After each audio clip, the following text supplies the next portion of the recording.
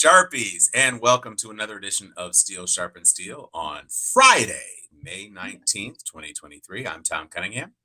I am Joy Stevens, and I'd like to let you know that today's show is brought to you by the Sprite at McDonald's.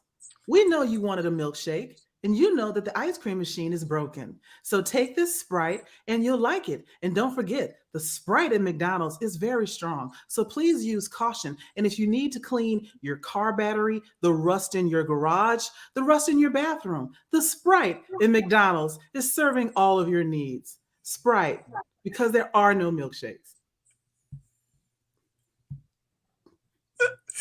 The truth of that statement. I remember I went to, this is going back in March, so it's St. Patrick's Day, right? And so I haven't been getting milkshakes because obviously I shouldn't be eating milkshakes. Mhm. But I was like, I could really use something minty and refreshing. And so the day before St. Patrick's Day, I went and because I wanted a shamrock shake. Now, when I was a kid, I didn't know what shamrock was supposed to taste like. And, really what McDonald's shakes taste like is carrageenan. But the shamrock shake, I realized, is a mint shake. And so I was like, I really would like a mint milkshake. So I went to the drive-thru and I said, hey, I'd like a shamrock shake. Sorry, we don't have those. I was like, it's the day before St. Patrick's Day. How are you out of shamrock shakes the day before St. Patrick's Day? Day after? Fine. You don't have that green milkshake base Food somewhere? coloring. I mean, and can you drip some mint essence, like, something? Like, what are you doing?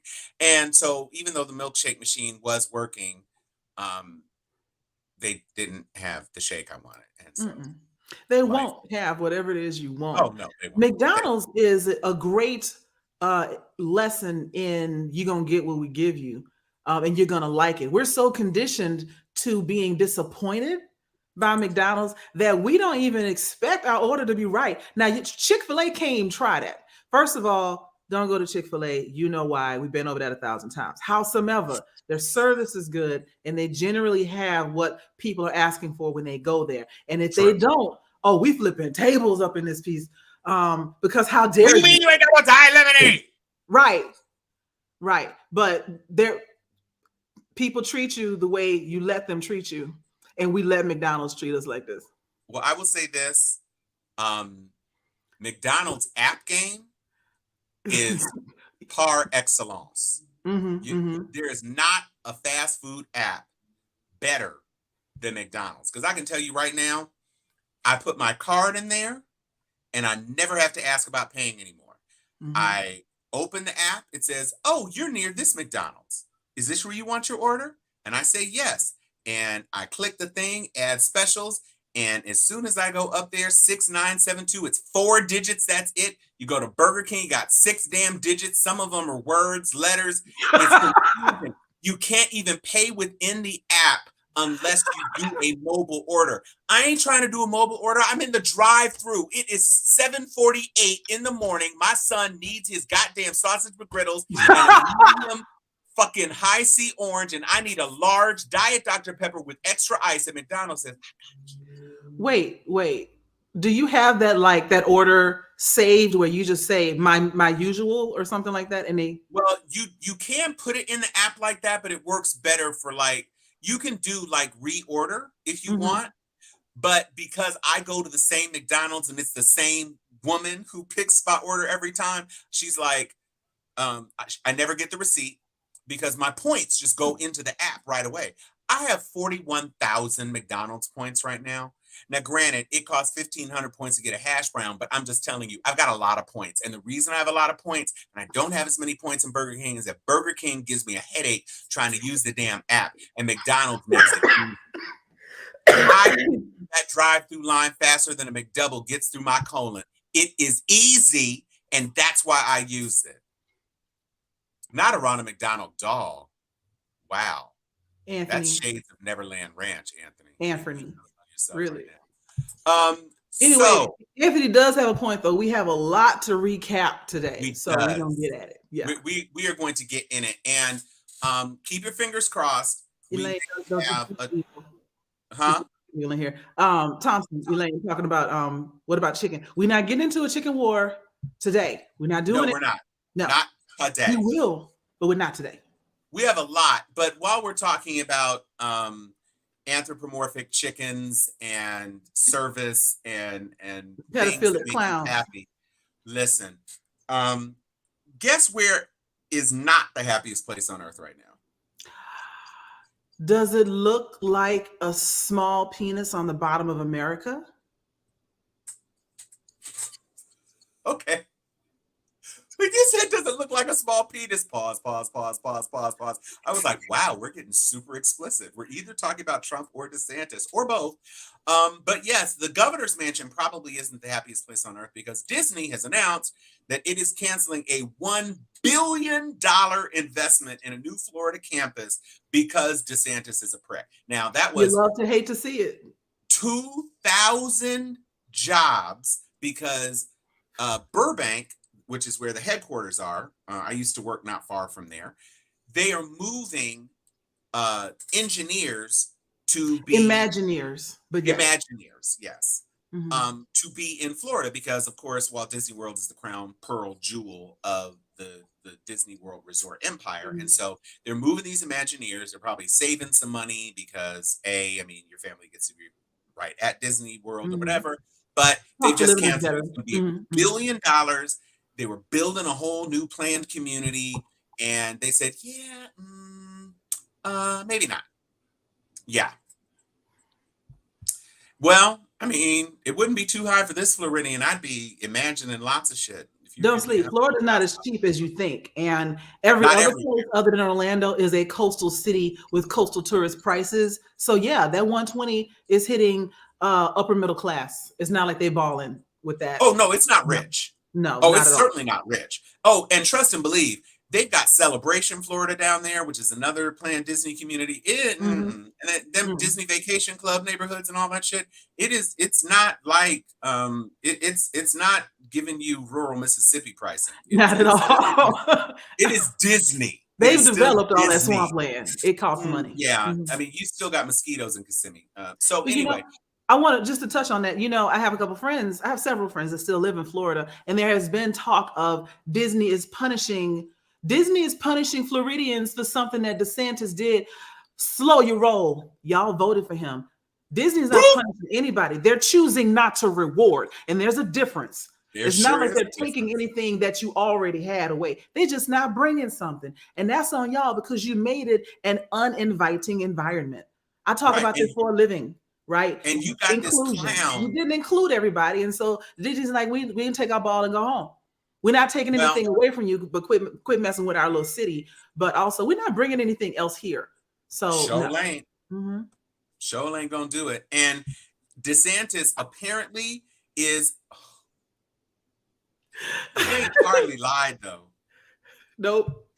And at the end of the universe, it will be a loop of Hallie singing, "One day I'll be part of your world," and that'll be it. Lights out, universe shuts down, and you got pipes, man. I ain't gonna lie, you are a singer. Well. Here's the other thing. We are 10 minutes in, and so this is as good a time as any to lay it some more DeSantis foolishness at his doorstep. Guess what party the new mayor of Jacksonville is? What? You'd think Republican, since there have been Republican mayors in Jacksonville for quite a long time, but no, she's a Democrat. Donna Deegan, who puts a little Obama-ness in the O in her name. I see you. You ain't fooling nobody. That is a very Obama-adjacent logo. Yeah, she won. Only the second Democrat to be elected mayor of Florida's biggest city. Now, when they say biggest, they're talking about land area, not population. Yeah. Oh, Jacksonville is humongous. Yeah. Ginormous, and most of it smells like the waste runoff from paper processing plants. However, 2 Democratic mayors in 3 decades. Thanks, DeSantis. And this here's some more information. They also picked up the majority of the city whoop, council and elected a Black property appraiser. That is huge. that That is is super huge. When we huge. talk about the fact that, yes, Anthony, huge news from Jacksonville. When we talk about building generational wealth, one of the things that continues to come up is the history and the continual ramifications of redlining that happened starting back in the 30s and 40s. And so routinely, once they find out Black people live in a place, the value is down by like 13 to 15 to 20%. Even more than that, depending on how racist the actual appraiser is. So you got somebody like this in that position, a lot of equity can come from it. We'll see what they do, but a lot of equity can come from that. Just having someone in that position that decides we're not going to play these games no more. You know, we are not.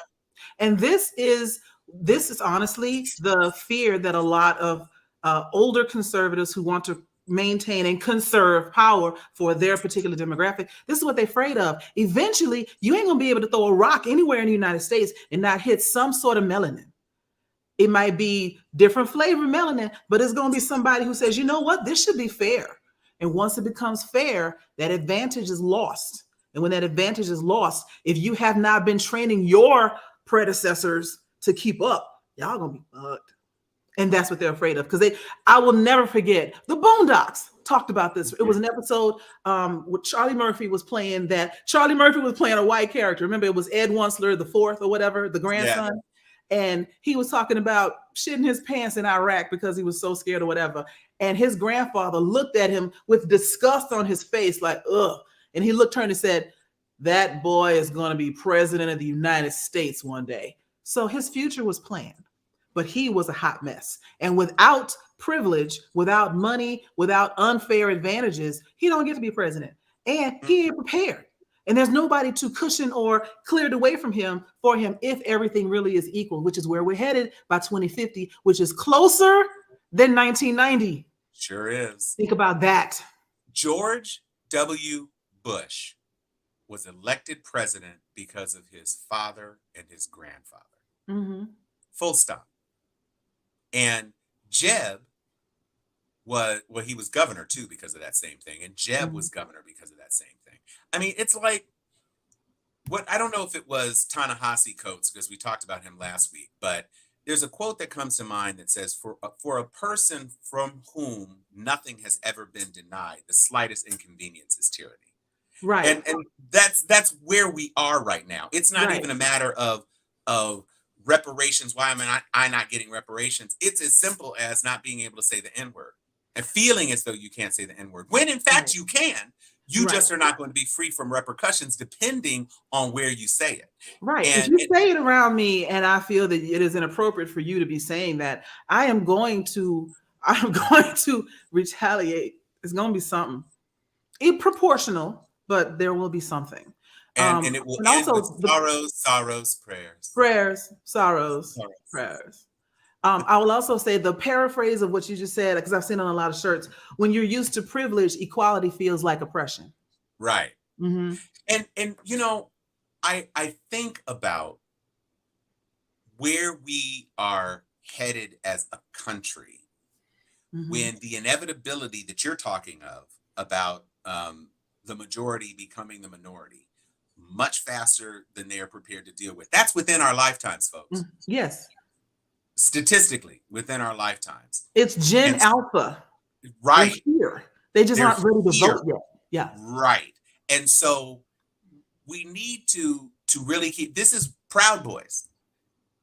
This is why we have what we have, the emergence of these groups. This is why Tucker Carlson was the #1 rated host on Fox News, talking that race baiting trash. Alec Jones. I mean, Alec Jones did a lot of damage. You know what? I want to, this is a good segue because I do want to get on this. While we're talking about halls of power and people who don't belong in the halls of power, Paul Gosar's staffer. You didn't know I was bringing this one out, did you? Paul Gosar's staffer is pictured in photographs with neo-Nazi megastar Nick Fuentes. And this guy, they tried to cover it up. They tried changing aliases. They should have just put him out. Day one. on site. And who is doing background checks in DC? Well, say the quiet part out loud. He was probably hired because of it. So let's keep that together. Or somebody suggested him because, you know, maybe who's that little prick that was in Trump's administration, the sellout with the bad bald comb over, Stephen Miller. Oh yeah, him. Yeah, but you know what? It may not be probably because of his affiliation. So there's this concept of performative allyship, right? And a lot of people like to be allies or act like they are so down, so woke, so whatever, and they don't do their homework, they don't do their research, and they don't do any real legwork. And it's very possible that, what was his name again? Oh, Nick is I don't even know what the staffer's name is because he was using aliases. Nick Fuentes is the Nazi in whose background you can see the staffer holding up flags. Okay, never mind. But it's also very possible, if this person is a person of color, that they hired them because no, he's not. Okay, never mind. I retract all what I'm saying. Never mind. No, you don't need to retract it because it's true. I mean, Enrique Tarrio is a good example of that.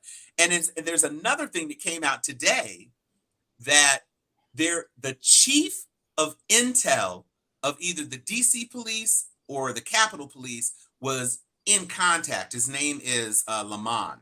He was in contact with Enrique Tarrio and giving him the skinny on stuff as it was coming down and doing little messaging back and forth. And we need to shift this conversation to an encrypted app because they're monitoring your shit. I hope he goes to jail too for accessory. Well, it's obstruction of justice, lying to investigators. I think it's 4 counts for Lamond. And of course, Enrique has already been sentenced. So, and Enrique, of course, tried to throw him under the bus. But one of the things this guy said to Tarrio is that when the issue came up of Tarrio burning a Black Lives Matter flag at a church, Lamond went back and told his supervisors, well, there's a bunch of Black and Latino people in the Proud Boys, so it's not really a racist thing. First of all, that's a lie. Just because the lead guy is a dark browned Latino guy does not mean that there's a bunch of Black people and Latino people in the Proud Boys. There are some. There are definitely because he rubbed up against them in the showers does not mean that they now have melanin. No, that's not how that works. It doesn't wash off. I mean, ask the Kardashians. They've been trying that for years. That ain't how that works. That was inappropriate. I was about to say, because really, they're washing is more internal. And they are definitely. I'm sorry, Kardashians. Y'all didn't deserve that. I mean, kind of, but okay. Oh my gosh, I wasn't even going to bring this up, but since she's Kardashian adjacent, Caitlyn Jenner is just about the worst person on the planet. You know what? You know who tried to tell us that? Fucking South Park. I know this is the second cartoon that I've quoted today, but they went in on Caitlyn Jenner like 8-10 years ago. Like, yo, she ain't what she cracked up to be. So please continue. I'm not gonna say that these circumstances are quite clear cut, but what happened is that there is a transgender person who I guess joined a sorority. What? And was living at the sorority house, but the chicks in the sorority were saying that the person was not actually a transgender woman, and apparently the transgender person was pre-op, which is not a preclusion of being identified as a woman, but that the person was walking around with noticeable erections. And so Caitlyn Jenner weighed in and basically just called this person a perv, and this is why she's been anti-woke for whatever. And it's like, girl, you literally transitioned, and the anti-woke agenda is literally today in Texas and Florida signing legislation denying trans healthcare. So Caitlyn is like the Candace Owens of the trans community. Baby, that's a perfect example. That's a perfect Quisling. I mean, Caitlyn, do better, girl. Please, do better. Please, sis, do better. Oh, and this is in Wyoming, so of course, I mean, but Although I will say, I got to decouple everything that I have nothing to do. I don't rock with what Caitlin is saying. But there is something to be said. Like if you are transgender, even if you are a cisgender woman and you find other women attractive, which would ostensibly make you a lesbian, to go around clearly aroused around women that are not attracted to you or don't are not attracted to women, that is no, sexual harassment. no, it is. Regardless. Again, like I say, I'm not invested in this person's case. If this person was walking around and doing that, that's inappropriate. It's just stunning to me.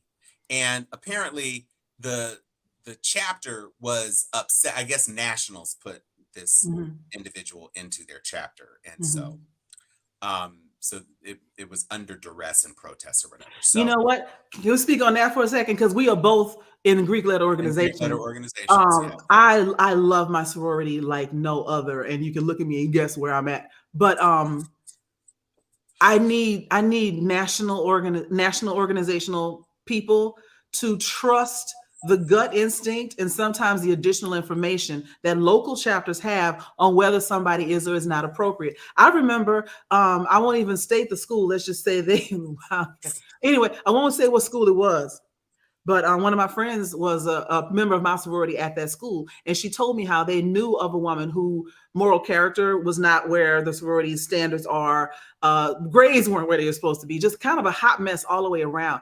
And known to be public with her indecencies. You know what I'm saying? Chick was out there bad, right? And they didn't want her online. And so they were like, we're not putting her online. And the regional person was like, yes, you are, because parents, pressure, et cetera, et cetera. And they said, if you don't put her online, you can't have a line at all. Okay. They dropped the whole line. And then they put that chick on again next year. Like they were just, and then she commenced to embarrassing the chapter. And my thing is, you should have listened to them in the first place. They knew that girl better than you were. So there's a possibility that this local chapter of this particular sorority not wanting this transgender woman in their sorority had nothing to do with her transgender status and everything to do with the fact that she was an inappropriate person. You see what I'm saying? And the difference is that in a lot of white Greek letter organizations in the D9, you don't have as many chapters that actually have houses where people are cohabitating. Yes, true. So true. It is different with, if you've got a house full of women and there's a person whose sexual transition is incomplete and can physically express their sexual arousal in a way that is substantively different from everybody else living in the house, that is a threatening environment. And so I get it. I do get it. It seems premature to me to seek membership in a sorority if you have not completed your transition. But I don't want to get on that topic because that is not the thing. The thing is, Caitlin Jennings is a horrible person. Okay. That part. Yeah. Caitlin's horrible. Yeah. And I do think that it's a case-by-case basis on all of that. We're down a rabbit hole. So we're going to come out this rabbit hole. We're not going to litigate that. Yeah. But since we are out west, we might as well go to the troubles of another horrible woman. Laura Boebert is filing for divorce from her husband. Who I should not rejoice at this. It's just interesting to me because this is the party of family values, right? She has been with him literally half her life because she was pregnant with their first child before they got married. They had premarital sex? Uh-huh. And their oldest son. Hang on.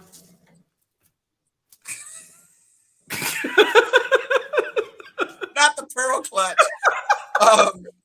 So not only did they have premarital sex, which spawned a child, their eldest child, in the best tradition of the Palins, also has a premarital baby on the way. And in addition to the fact that her marriage has finally dissolved, She also lost her restaurant titled Shooters. Is that supposed to be like Hooters? Super clever. Huh? Yeah, well, except guns, because of course. Oh, yes. Second Amendment. Yes. Shooters has closed. Now it's a Mexican restaurant. Of all things, the irony. So these Georgia, man, the pollen is visible at night. That's how bad it is out here in Atlanta. Not visible. So now, I mean, she barely won this time. And that's because they redrew her district. Right. She almost didn't win even with the redraw. And now that, this headline is interesting because exposes the dark little secret of red state life. All of these avatars for Christian principles and everything. Marjorie Taylor Greene's marriage dissolved too. I mean, yeah. I mean, good on you, bro. Get away from that. Redrawing of the yes. land. Yeah. I mean, hers was a tougher fight. The brother in the cowboy hat was a bit further behind. Yeah. God bless you, bro. You put on a good fight. But the point is that you've got a president that the Christian right embraced who cheated on both of the wives in his previous marriage, so much so he married one of them and then was cheating on her with the new one. And then when she was pregnant, he was cheating on the new one with multiple. With the next one. Yeah. Two of whom, the most prominent ones, one was a Playboy centerfold and the other was a porn actor. I mean, it's hard to keep your dick in your pants when it can get out between the zipper teeth, Just how do you know? How'd you get the beans above the frank?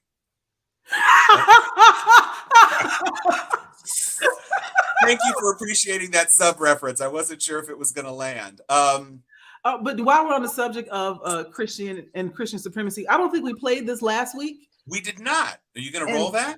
Yes, we're going to roll this beautiful bean footage because this is exactly what we're talking about with respect to the far right and Christianity. Christian nationalism is a political ideology and cultural framework that seeks to merge American and Christian identities. It suggests that real Americans are Christians and that true Christians hold a particular set of political beliefs. The Christian in Christian nationalism is more about ethno-national identity than religion. Christian nationalism is a gross distortion of the Christian faith that I and many others hold dear. Christian nationalism uses the language, symbols, and imagery of Christianity. In fact, it may look and sound like Christianity to the casual observer. However, closer examination reveals that it uses the veneer of Christianity to point not to Jesus the Christ, but to a political figure, party, or ideology. Christian nationalism often overlaps with and provides cover for white supremacy and racial subjugation. It creates and perpetuates a sense of cultural belonging that is limited to certain people associated with the founding of the United States, namely native-born white Christians. The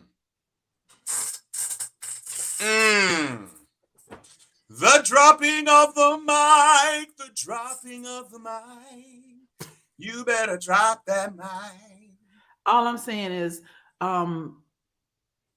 if you are familiar with the science fiction, the Afrofuturistic science fiction writer Octavia E. Butler. One of the things that she talks about in her Earthseed series, which is Parable of the Talents, Parable of the Sower, Parable of the Talents, etc., is this idea of American Christianity. And there was going to rise in her books. Mind you, she wrote these in the 90s, early 2000s. I don't know when the Parable series came out because I was more of a Xenogenesis and Patternist person myself. Earthseed person. Well, no, Patternist. Yeah, Patternist and Xenogenesis. Yeah.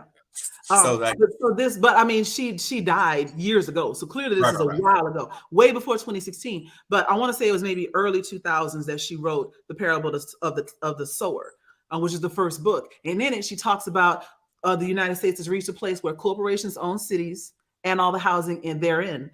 People still get an education, but pricing is ridiculous. $1,500 might buy you a week's worth of groceries. People lived inside gated communities. There's all kind of chaos and terrorism outside. Not too far from where we are now. Everybody got a gun. Half of them crazy. Everybody's high and on drugs outside. It's a mess. But there is a leader. We still have a president. So it was never this post-apocalyptic Walking Dead type of future. It's just the slow degeneration of the civilization we know as the United States into something new and far more oppressive to the average person. Capitalism turned into slavery, basically.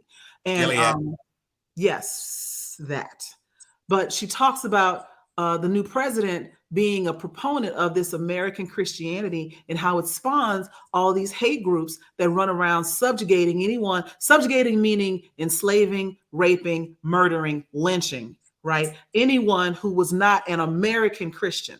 Now, you could be a Christian, but if you didn't look like they wanted you to look, or if you challenged anything they said, most of which wasn't in the Bible, just like cleanliness is next to godliness, is not in the Bible.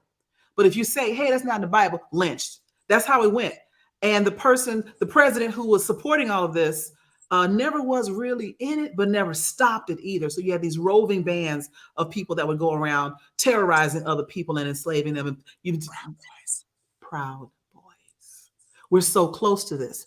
Ultimately, that person got voted out the next time around, which again, this is all feeling real prophetic. And that leader's slogan was "Make America Great Again." Now, they may sound prophetic, but you have to remember that Ronald Reagan's slogan was "Make America Great Again." So it's not like she pulled that out of the ether. She just regurgitated something that she knew was a good slogan and would probably come up again. And it did, and it has, and we're going down that path. And it is extremely scary to me because she's been right about a lot of shit.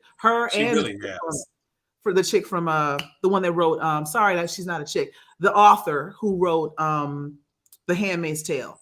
The way that things move, thank you. The way that things can move and might move. They're not even being inventive. They're so predictable in what is happening now that people wrote books about this 20 years ago. That's how scary this is to me. You know? And the thing that kind of scares me is that they may have used those books as the template for what they're doing, to be honest. When you think about how Gilead shaped up and you look at the Circuit of Appeals that is dealing with the appeal of Kaczmarek's ban on, I'm going to mispronounce it, mifepristone, the stage 1 of the abortion pill. Oh, yeah. And they get these 2 Trump-appointed judges and a George W. Bush-appointed judge who are basically like, yeah, but why is this wrong? Why is this ruling wrong? Mm-hmm. And so it may come to the Supremes. And the only thing that may save anything is that Clarence Thomas's trouble is going to make it super hinky for them to pull this. Yeah. Because they're already, confidence in the Supreme Court is already the lowest it has been, I think, since they recorded ratings about the Supreme Court. Yes. And John Roberts still has a decade or more in that chief seat. And he does not want to see his legacy torn to bits. That's the only thing I think at this point. I mean, I ain't mad at it. No, whatever. Hold on. Because we got to remember, the majority of the people that are on the Supreme Court are not Trump appointees. I got no problem with conservative viewpoints. They don't line up with my own, but I can recognize someone has a conservative viewpoint and speak to them rationally, and maybe we come to some conclusion. Maybe I can respect their decision.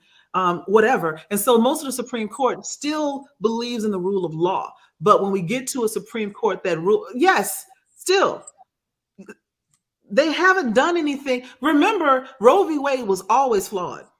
It was always something that could potentially be overturned, which is why they always ask people, are you going to overturn Roe v. Wade if you get in there? And people always say no, because it was the right thing to say. Now we've reached a majority that told enough lies and it got overturned, but it was never perfect. It should never have been a Supreme Court decision that ruled the land anyway. It should have been codified into law.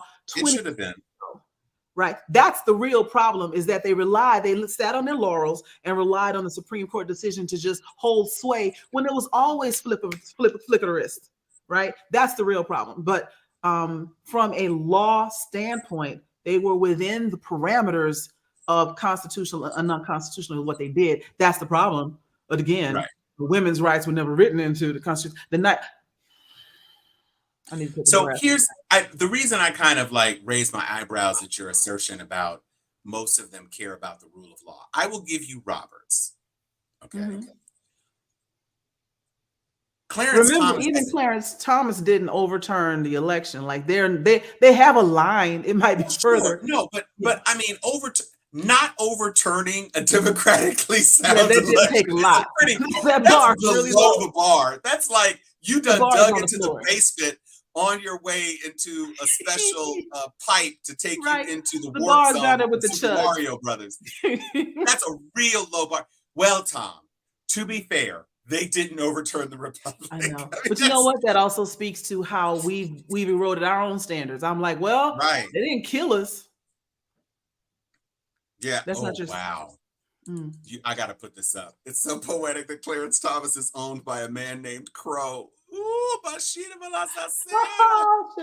if his first name is actually James instead of Harlan, oof. But so I will say Clarence Thomas hasn't offered enough opinions in his tenure on the court to me determine whether or not he is about the rule of law or not. This is a guy who says originalism out of one breath and then reframes. But still, we got 7, right? Right. But okay, so I was walking down the path. John Roberts, I'll give you. Okay.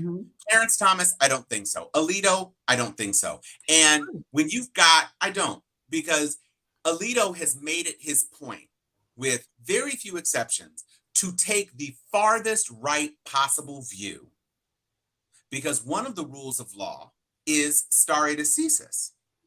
And all of them flipped on stare decisis. So all of the ones who voted for it flipped on stare decisis. So not to say that it wasn't within their purview, because it is their quote unquote job, but they all rejected a premise and they lied about it when they went into their nomination. Fair. So you've got Kavanaugh and Coney. Again, you lied under oath to get your job. So you don't respect shit. And then as far as Gorsuch is concerned, I just don't consider Gorsuch qualified enough to be in this space. So, especially since that was Merrick Garland's slot. Still mad about that. Well, and Merrick, I got you, Merrick. Like I'm gonna feel bad about that for a while.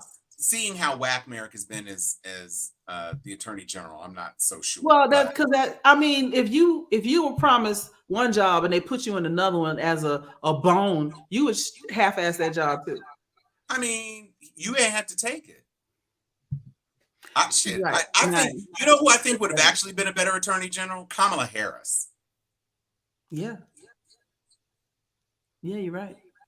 Yeah, and that there you go. Thank you. That's what I was about to say. I do believe the 3 women who were appointed by Democrats do respect the rule of law. And I think they respect it because their experiences are informed by the abuse how the law has not been properly adjudicated. True.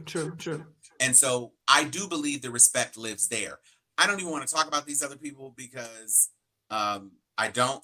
We segued into this out of Lauren Boebert, and I will say I am delighting in her misery, which takes me to another person in whose misery I am delighted to wander, and that is Laura Ingraham, who may or may not be a primetime host on Fox. Fox issued, there were rumors that there was this shuffle coming, and when Tucker got kicked off, who was going to take the place, and so what they ended up doing is they gave it to 3 guys. Big surprise there. And now Laura is no longer in the 10 o'clock spot. She was a 10 o'clock person. Now it's Hannity, I think, at 8, and this other guy, Gutfeld, who's a nightmare, who thinks he's funny and he's not. And then this other guy at 10. So she is no longer in her 10 o'clock spot, but she's still an important part of the Fox family. And if it turns out that she loses her job too, I mean, frankly, I think Tucker and Laura might be able to create their own alternate network. So I don't think Fox is going to get rid of her, but it is nice to see that she is no longer as brightly shining a star as she once was in that black hole of decrepitude and excrescence that is Fox News. Excrescence. I like it. This sounds like a perfume Tucker Carlson would wear. Excrescence. When you want to laugh at racists. Okay. Stupid. All right. Moving on. I want to wait. You have a video? You got some other stuff in here that I think you put in. You want to move on to Tim Scott? We can move on to Tim Scott because this is going to be brief. Announcing what is surely to be a failed bid, Tim Scott, the bald black man there wearing a red tie and a blue suit, not unlike Donald Trump, has jumped into the Republican presidential primary, joining other people who have no choice and no chance, like Nimrata Nikki Haley, Asa Hutchinson, John F. Kennedy Jr. Or no, is it not John F. Kennedy? Robert F. Kennedy Jr. and Ron DeSantis. Tim, do you really think, bruh, like you are gonna be the guy? I'm gonna tell you why the Republicans should get behind Tim Scott. I think they should. I think they should get behind Tim Scott because he's dumb, but he ain't stupid, right? He's controllable. He's everything they wanted in Herschel Walker without the inability to form a sentence. He can be controlled. He will do what he's told. He can give them the umbrella, the shield to hide behind. We're not racist. Look, he's black. And so that's going to give a lot of people pause. It's going to cause a lot of middle ground folks to go, well, maybe they aren't racist anymore.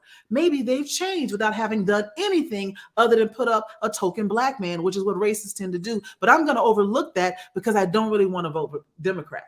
Like, he's their best chance at winning and picking up non-Trump supporters, but while maintaining Trump's 45 to 50% of Trump's base, because there are people in Trump's base that would absolutely not vote for a darky.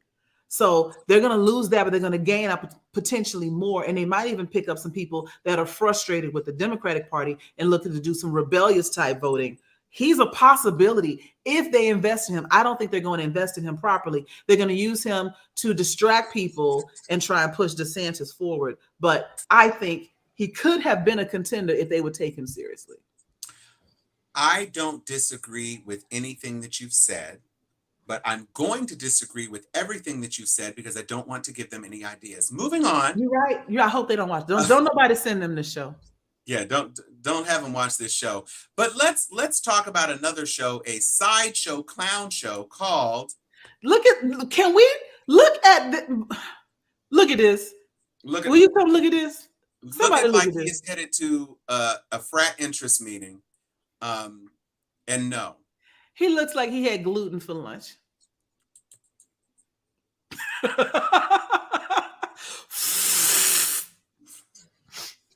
Gluten? I'll have the gluten with the extra bloating, please. Right, yeah. Yeah, George Santos is having quite a week. There were the calls for him to be expelled from the Senate, which resulted in Kevin referring it to the ethics committee, which is, of course, where expulsion goes to die. And there was a shouting match on the steps. I have to say, George Santos is my kind of narcissistic sociopath. It takes a lot of stones to stand on the steps while you are under investigation and the allegations keep piling on. You had a imaginary treasurer. Jesus, Stan. You don't get to post anything else until you agree to come on the show. Right. You've been asked to be a guest on the show, Stan. You can even just be the black screen and just talk every now and then nobody would ever see you. Although we see your whole face. It'll just be like this. Yeah, the vibration. Picture of you. But we see your whole face right here, Chan. Just come on the show, son. Yeah, that is a fucking hilarious comment. So he had in his finance reports this name of this person as his treasurer, and nobody could verify that that person actually existed. So he changed his listing of who his campaign treasurer was. He changed it to himself, using the same email address as the person who was the treasurer before. Disney wishes they had this kind of inventiveness, right? Maybe he's the next Disney princess. I mean, it sounds like he has We don't Imagineers talk working about for him. Santos. No, no, no. We don't talk about Santos.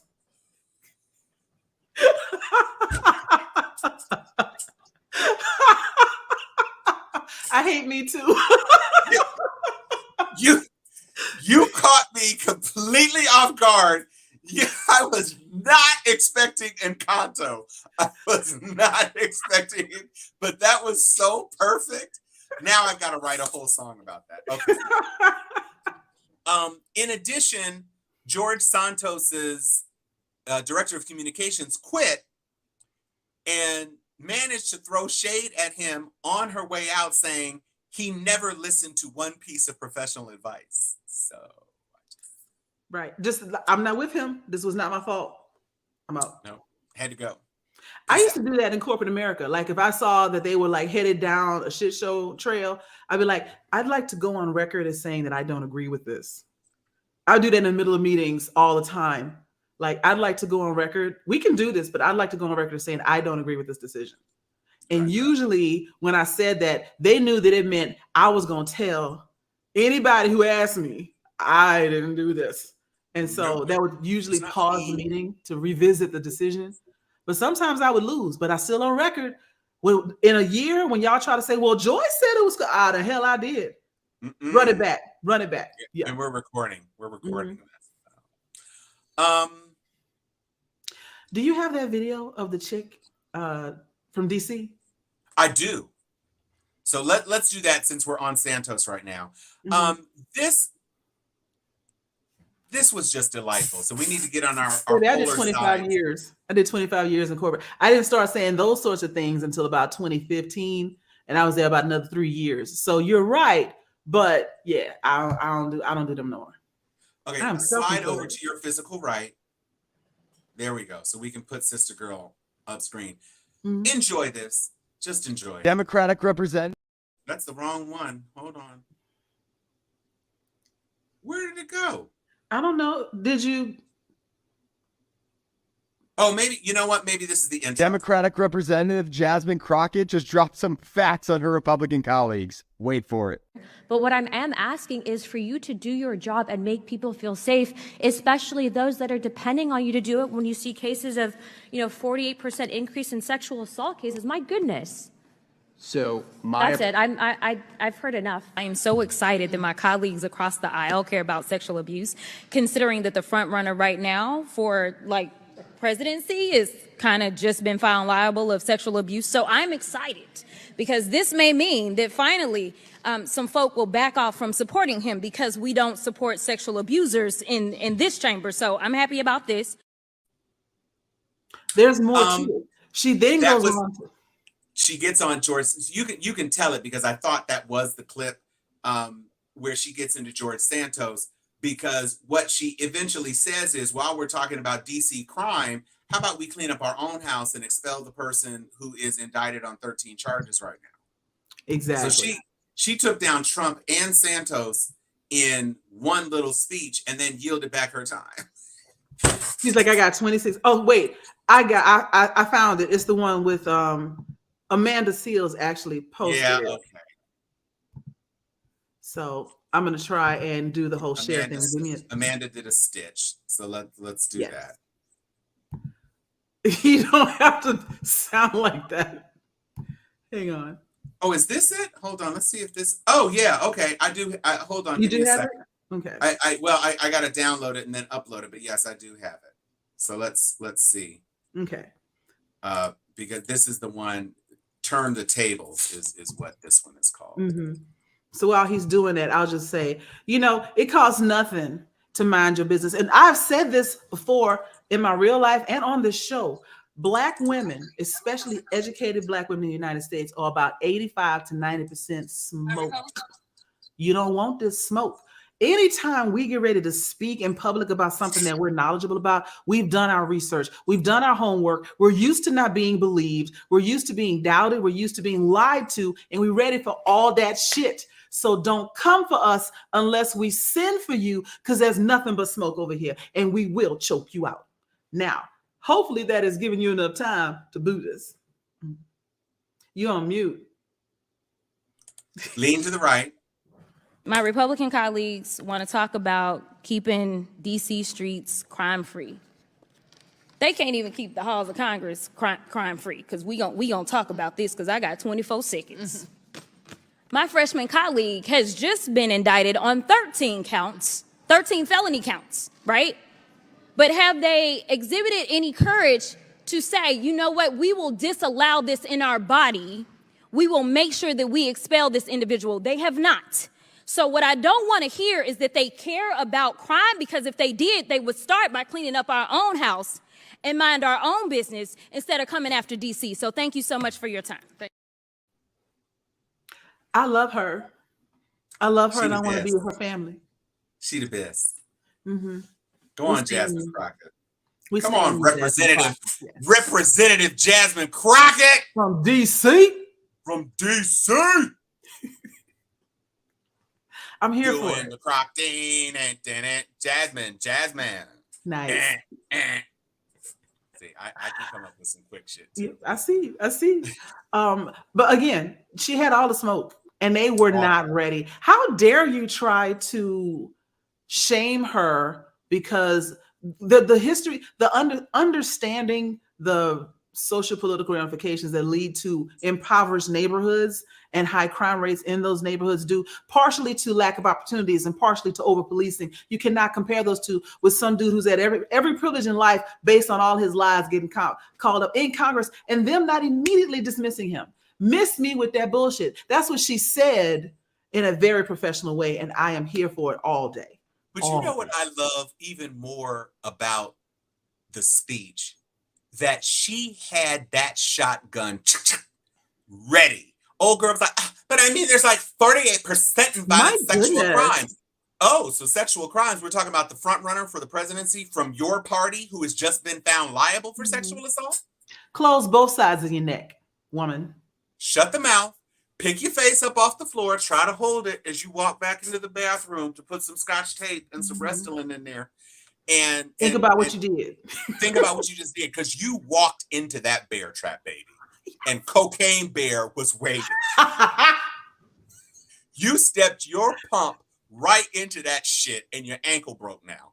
And then you tried to come for General DC, and I'm looking right over there at Sister Santos, like, Did you say Sister Santos? Did I? I don't know. Did I?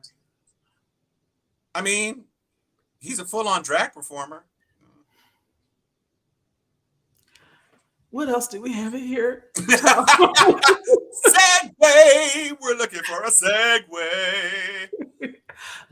You know what? Before we get off, we are off of Florida already, but I'm going to come back to it because this is a video I want to show. And I want to speak, I'm going to lean into this. So give me a second. Very often we see this, the myth of the model minority, where specifically people in the upper echelons of power, who more often than not tend to be white, cisgender, heterosexual, American Christian men, right?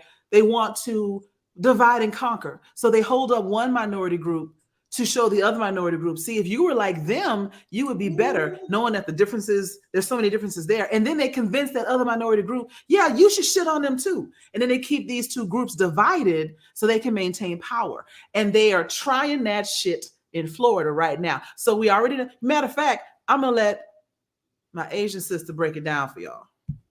Y'all, Florida just passed AAPI history education. And if you're like, wait, did I read that headline correctly? Florida, as in Governor DeSantis, signed this into bill. Yeah, exactly.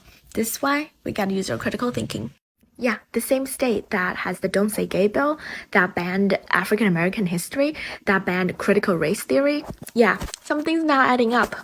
But if you go one level deeper, it actually really adds up, because white supremacy tactics, They're not creative. An important force in Asian American racialization is the invention of the model minority myth, which was very much based on perpetuating anti-Black oppression. And then on top of that, the theory of Asian American racial triangulation teaches us that Asian Americans are typically used as a racial wedge group to create this triangulated form, this triangle shape, in order to keep the racialized structure stable so that the power can continue to stay in the hands of the people who have traditionally held power. So passing mandatory AAPI history education is compatible with banning Black American history if you think you can use Asians to continue anti-Black oppression. And I will not at all be shocked when Florida Congress people and the governor hide behind the passage of this bill as proof to say that they are not racist. So community, let's stay vigilant and critical of these tactics. Nothing. And Gregory, you're right. Oligarchs and elites have been horrific since, you say 1619, but it goes back beyond that. Because remember, that's when they started, when the first slaves that were stolen off another ship headed for South America were brought to Virginia or whatever. Like, we got these 20 some odd Negroes that we stole along with some gold and some cotton, gold and some coffee or whatever else they had. Rule of law. 1619 was a shipjacking. It was a shipjacking. Yes. But let's not forget, they had already started to mass murder the Native Americans a good 150 years before this. So they've been on that bullshit since they got here. And all those indigenous people did was give you some maize and teach you about turkeys. Yes. And there's another guy on TikTok that talks about everything is racist. And he talks about the fact that Europeans were notorious amongst all countries out before the United States was formed for not bathing routinely or properly. He's like, they stank all the time. So when the Native Americans in the United States brought what is now the United States, brought them flowers, that wasn't because they wanted to be nice to you. You stank. And they were trying to cover that so they could talk to you. Then, there's all these myths about different native colonies being cannibals. You know who was really being cannibals? White folks that got here because they did not understand the agriculture on this land. They couldn't grow a goddamn thing. They were starving and they turned to eating each other. And when the natives on the East Coast saw this, they were like, hey, here's some corn, because that's wrong. And here's some flowers. Don't come over here, because nah, we good. And then, the idea of potpourri being anti-white folks stankitude. Well, please understand the bouquet that women carry in American weddings is because they stank too, because you generally only took a bath in the spring. Right. And so that bath done wore off by the time you get married. Throwing the bouquet was not like, oh, the next girl might find her husband if I throw this bouquet and she catches it. Throwing the bouquet was literally because the minister only comes through here once a year, pass the bouquet to the next girl that's got to hide her funk until she finishes getting married. So the groom and the best man don't shoot their way out. That's what the best man was for, to make sure if he decided I'm not marrying this cow, I can get up out of here. Right? The maids of all the bridesmaids used to all sleep in the same room, so he couldn't kidnap the bride because he didn't know which one it was. All of the marriage ceremony is some fuckery. All of it. Collective fuckery. We're going to do a different show about that because I'm hyped up about this now. You are very hyped. The hype is up about the marriage and the things, the nuptialry. Yes. Do you have another clip for us today? I do. There's one more. So we got that one.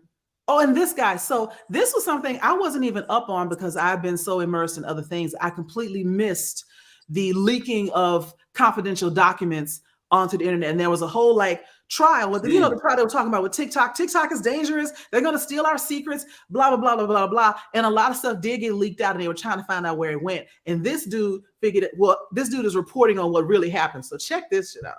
I think my brain's going to explode. That's the only way I can react to this news right now. Okay?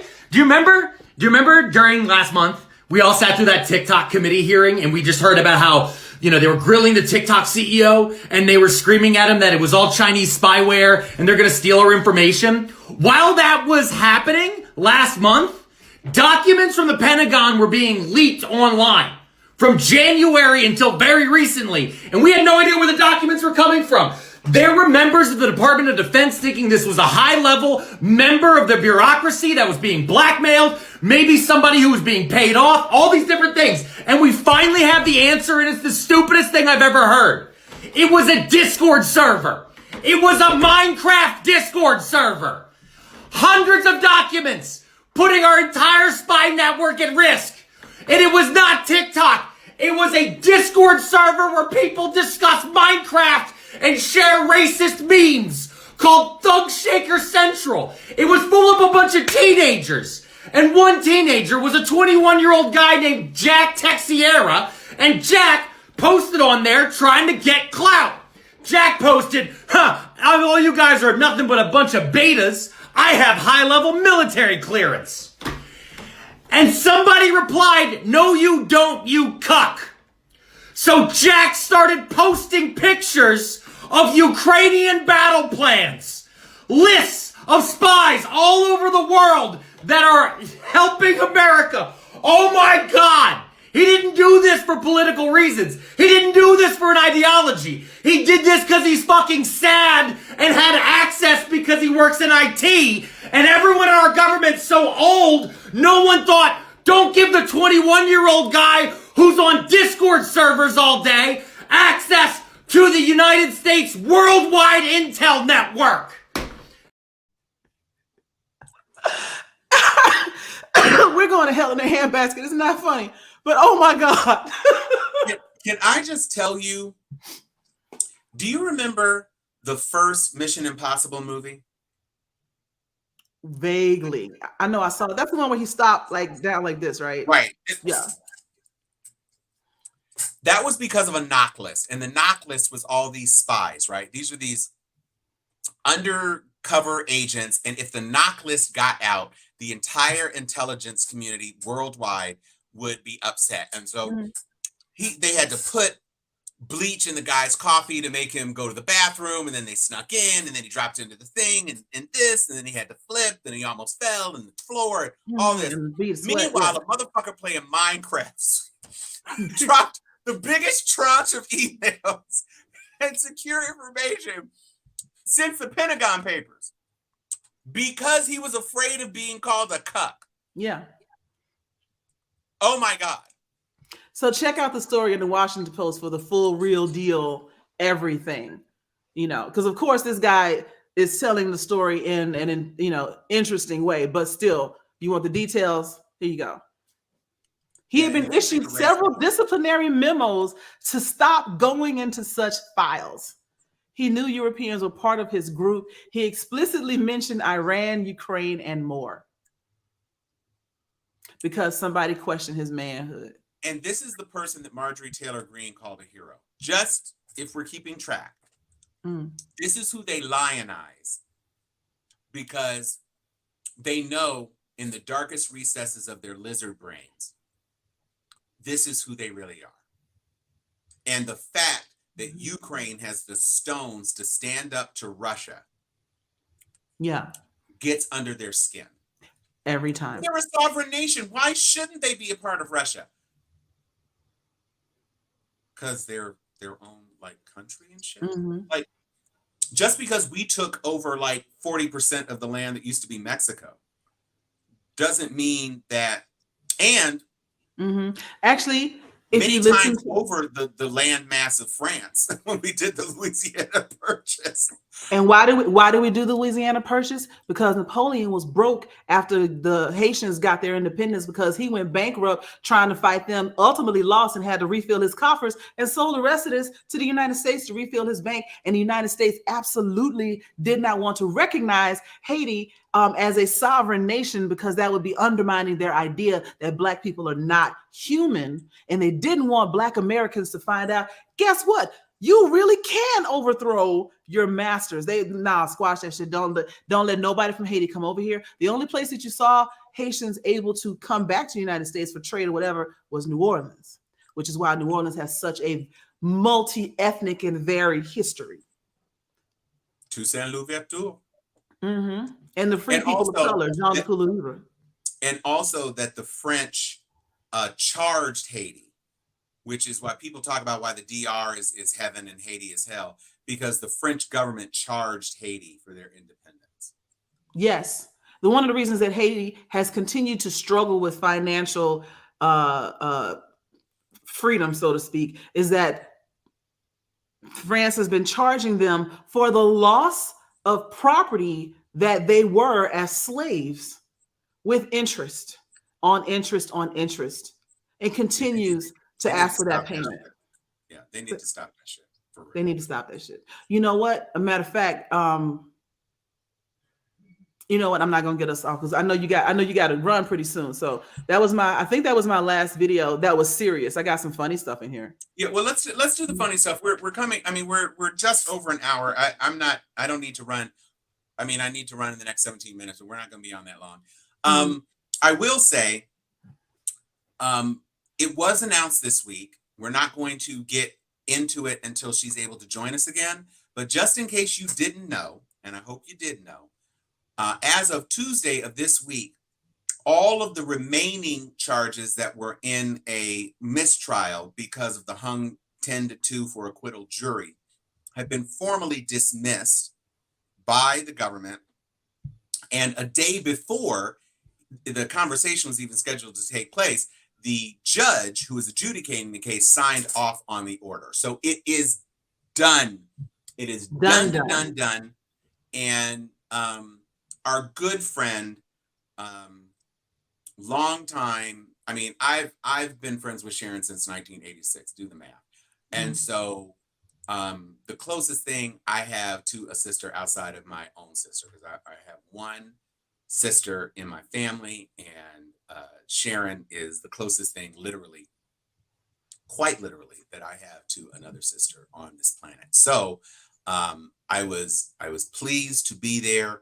I was pleased to see the original mistrial, which I felt in my bones was the way it was going to be. I called it 10-2 for acquittal once I got there, to be honest. But yeah, I didn't want to keep speaking it into power just in case it was setting up for some lowered expectations. But then it came back 10-2, and I was like, woohoo! They're not going to retry it. Well, they said get to the point. She has been dealing with this for, I mean, literally hanging on a knife's edge for more than a year. And so we're going to talk about it when she is ready to talk about it. But we just want to let you know that part is over. And we are going to be looking forward to a time when we can talk about it more in depth and really give you the most insidery of inside scoops. And in the interim, we just want to let everybody know, please share. If you enjoy the show, share the show. Ask somebody to subscribe. Ask somebody to come on so that we can grow the audience. We love doing this show. It is something that is a balm to my soul, and we love being here with you and exchanging ideas with you, and we'd love to have more people in on the game. So one thing I also want to add with that is we are unapologetic in the things that we say. Everything that we say, we would say on record. It's on record because it's being recorded. But yeah, I got my box wine ready too. Don't sleep on the Revolution. Boebert box up in the house. But we're unapologetic. The reason I say this is I recently shared this show with a group of white people that live in my building in downtown Atlanta because they were like, I'm interested. What's that about? And I asked them for feedback on the show because I wanted to know. They all appear to be left-leaning at a minimum, some just as left as I am. And I wanted to know, what do y'all think about the show? Do they get the jokes? Do they feel like it's something for them too? Because we are trying to expand the audience, but we don't want to give up the authenticity. We are classy, bougie, ratchet. We don't want to give that up. But we're trying to expand the show. So don't be afraid to send it to folks that you think might be into it, or even if they're not, because we want that feedback too. Who's in our demographic is what we're trying to figure out. Okay. And listen, ain't none of us scared about getting into it with somebody. So if you have somebody who you think might, that many, That many. I'm actually in an F's deficit. I'm -4. Yeah, negative F's. So bring the heat. Try to bring the heat. Remember, I guarantee 90% smoke. Don't let the light skin fool you. We will fuck you up. The light of the burning white hot intensity of our intellect will reflect off of our undermelanated skin and burn your cornea. Try it if you want. The heat is coming. I have a closet full of skeletons that are all bleached white because they tried me, and I hid the bodies. Try Jesus. Salt flats. Don't try me. Try Jesus, not me. Right. And on that note, I think I want to end on, where's the duet I'm looking for? Stay in your lane. Stay in your lane. Keep my name out your mouth. Keep my name out of your mouth. It's none of your business. It's none of your business. What I'm doing right now. What I'm doing right now. You gon' mess around. Oh, you're gonna mess around. Fuck around and find out. Fuck around and find out. If I lay these hands. What they warn you up. Come on now. That's right up there with Hoes Mad. Oh, and go lay down. That's okay. I promise. Last thing. I'm not even going to show the video. There is a new meme trend where people who like jack themselves up just doing stupid stuff. And so what I saw today was my boyfriend was trying to hop post to post, and this happened. So he's standing up on this cylinder. And so he puts his foot on the one, he's balancing, and he jumps. And when I tell you his foot missed that post, but his nuts did not. Oh! Exactly. And he falls off, and then it cuts to this picture of this lady, and she's looking and she goes, and in the background it says, "Go lay down."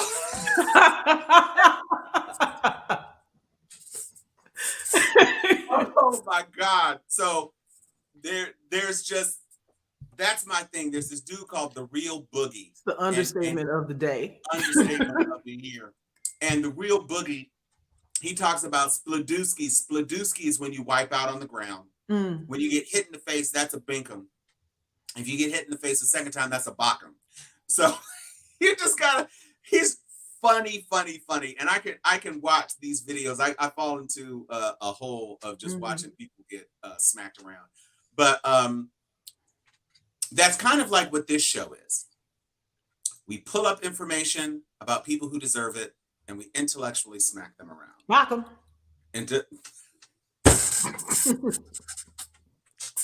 George Santos with a splitooski, and he's now out of Congress. So we want to say that we are looking forward to seeing you next week. Today is the 19th. Next week, the 26th, which is technically the 25th because there will be Thursday previews, the live action Little Mermaid, is coming to theaters. Now, don't be horrified by that skeletal creature that they're calling Flounder. Flounder looks, when I was little, we used to call it, say, afflicted. That's what I said on my Facebook page. Flounder is afflicted. Flounder looks like Flounder was spawned in Chernobyl. And Sebastian doesn't look better. Disney, here's the thing. You made a generation of people fall in love with creatures with big eyes and human mouths. And now, just because you're trying to do some photorealistic bullshit, she's a mermaid. They don't exist. Make the goddamn funny creatures look anthropomorphic, please. My thing is, I've seen what you did with the tow truck in Cars. If you can do that, and I know that was Pixar or whatever, I don't care. I've seen what people have done with Minecraft. The animation is available. What? Just what? make To the fish quote look Jack like Skellington, what is This. Listen, Sonic had to fix it. Sonic tried that same bullshit. It was and terrible. they had to fix it. And they made a Sonic that looked just like the video game. That's what happened with Lion King. Nobody wanted to see a real lion sing I Just Can't Wait to Be King. They wanted a lion with some big ass human eyes to sing that song and jump around like a kid. And you had it looking like a real ass lion. It's all confusing. Lions' mouths don't move that way. We want lips. We want to look at something that is relatable as a creature. If they had done the Lion King more like Pixar-y, photorealistic fur and shit, but like Pixar faces, that movie would have been off the chain because people wouldn't, you could have kept the music in it. Like Monsters, Inc. Monsters, Inc. had really good hair graphics. Right. Like I remember Blue had great hair graphics, but then he had the big eyes. Even for a monster, the monsters are cuter than Flounder. Flounder, they did dirty, and I'm sorry, son. That don't look like Ariel's friend. Would you want, I mean, this is messed up. Would you want that to be your little best undersea friend? I wouldn't. I'd be like, get the fuck away. You have like salmonella? What the fuck is wrong with you? I know you're a flounder, but can you look at me, please? Right. I can see it now. Way to be like, wish I could be Flounder. No. A part of your, if you don't get, boy. The fuck me. With that one ass eye. Ain't nobody trying to be a part of your Now world. we're not trying to find Dory. Hang on. We are not trying to say anything negative about people that have physical things that don't fit the norms of beauty. We're not saying that at all. We're saying that this creature was drawn and they drew it fucked up. It wasn't supposed to be that. You made a digital flounder that A, doesn't look like a flounder. B, flounder is just a funny sounding name. That fish in the first movie wasn't actually a flounder. What was it? Just named flounder. It wasn't a flounder because flounders have the thing. Their eyes are on opposite sides of their head. Yeah. They don't. Their eyes aren't on the front like this. They're like on this. Yeah. But flounder in the cartoon was this big, fat, bulby thing. Flounders are like flat fish. You're right. Delicious. Flounder was not a flounder. Flounder was just a fish with a funny name. Just it's like a dog named Sebastian. Bear. Yeah. That's what I'm saying. Sebastian wasn't a Sebastian. He was a hermit crab. It's just a name. Flounder didn't have to be a flounder. It could have been Dory. Give me Dory. Exactly like Dory. Give me the Willem Dafoe character from Finding Nemo. Give me that fish. Don't give me this bullshit. Yes. When you redo it for Disney Plus, re-render all the fish and shit. And Sebastian too. So that's all I have to say. Ursula, by the way, not a human. She's an octopus creature thing. Flicted. Thank you for spelling flicted properly. I appreciate that. I mean, technically there is no K in afflicted. I mean, yes, I like the way she spelled it. I said it was proper. It's not in the dictionary yet, so we're going to adopt. You outvoted. I didn't insert a K in my flicted on my post. Somebody else. It can be spelled both ways, like gray and gray. Yes. And Grey's Anatomy of Flounder is fucked. Fix it. Nice. Very nice. All right. We jump around here. With that, since there is nothing left to talk about, oh, by the way, I'm going to go out on a limb. People are already disagreeing me. Fast X is trash. It is trash. A lot of people are going to go see it. It's going to be the #1 movie this week. It's trash, though. They don't go into space. Oh, my God. Chan, no. We're just not going to put your stuff up anymore, Chan. Until you come. Fast X is trash. I mean, I don't know what Jason 9 Momoa. through 3 was trash. I thought Was Fast 5 the first one in Brazil? That was the one where The Rock comes in. Yes. Okay, when The Rock came in, The the Rock can come in anywhere I am. So we're always going to love that. Waiting on. Except for those two cars driving what must have been a multi-ton safe. Yeah, that ain't happening. Of Rio. That's not happening. But none of this. They put a Pinto in space, son. We left reality a long ass time ago. Well, but see, they had to put a Pinto in space in 5. They didn't do that until 9. And 9 was trash for sure. Yeah. This movie has way too many characters. It has so little sense. There are pieces of the movie that are exciting to watch, but it is the John Wick 4 of physics in film, which If you haven't seen John Wick, watch it. So when I say that stair scene was some bullshit, you understand what I mean. As far as I'm concerned, they need to bring in Shuri in every one of these movies just at the beginning to say, we have some technology for you. And then she walks away, and then we don't have to hear from her again. Right. We just know that this shit is from the Wakandan Institute, because that's the only way this shit works. And by the way, you know what would actually be fire, Universal? If you just put Transformers in the Fast and Furious. And just call it Cars and Robots, Cars, Robots, Explosions, and Guns. Yes. 11. Fast and Formers. Done. Fast Formers. Fast Formers. Fast Formers. Plot holes in disguise. I don't care. That's the note we end on. Vin Diesel jumping into Bumblebee, and Bumblebee wraps his ass around him and turns him into a mech where he can fight like the. You know that's in the next Transformers, right? They're already doing that. The Beast Wars, you can jump into it. Yeah. You know what? I'm convinced. Movie, people. There've been 5 Transformer movies. Why the fuck haven't you all figured it out? I'm convinced that since the first Hollywood writers' strike, they've been getting their stories from Twitter. Because remember when somebody said maybe 5-6 years ago, what they gonna do next? Cars on Ice, and they put that next motherfucking movie in the Siberian Peninsula or whatever, and it was Cars on Ice. And then somebody's like, they're going to space next, and they did. They're getting their shit from Twitter. I swear. We're in space. Mm-hmm. Oh, and by the way, I put it on my page. Tyrese is already in both of those cinematic universes. He's equally annoying in each one. What do you want from me? Left cheek, left cheek, left cheek. Just do it. Fast Formers. Yeah. That I would go see, and I wouldn't complain, because there are big animatronic robots in it. You can't make a movie where you're telling me this exists on real Earth. Right. And then do the stupid shit you're doing in these movies. Here's the thing. We're all still suffering from lingering undiagnosed depression from the last 3.5 years of COVID. So we'll go see anything. I paid good money to sit in the theater and watch Cocaine Bear. And it was great because my expectations were so low.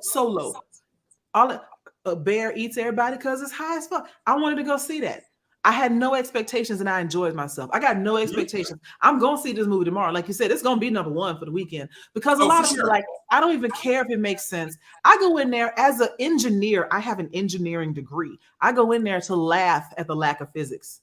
Listen. And so I'm just going to have fun with it. But don't try to pretend that, Greg, you're on a whole different story. I was like, what is slaves and pharaohs? Wait, what? But yes, we understand what you're talking about. Back to something else. We off that now because we're talking about Transformers and Fast 10. I don't care about the plot. I just want to see explosions, Michael Bay style, which is Transformers and this. And so let's just do that. So I will just, since you're going to go see it tomorrow, I have 3 words for you. And when you see it on screen, I want you to remember that I told you this. Purple palazzo pants. I read your review. So I already know about it. And I think you prepared me for that, because I'd have been shocked. That's all I have to say. I'm Tom Cunningham. I'm Joy Stevens. And this is Steel Sharpens Steel. We will see you all next week, everybody. Bye-bye.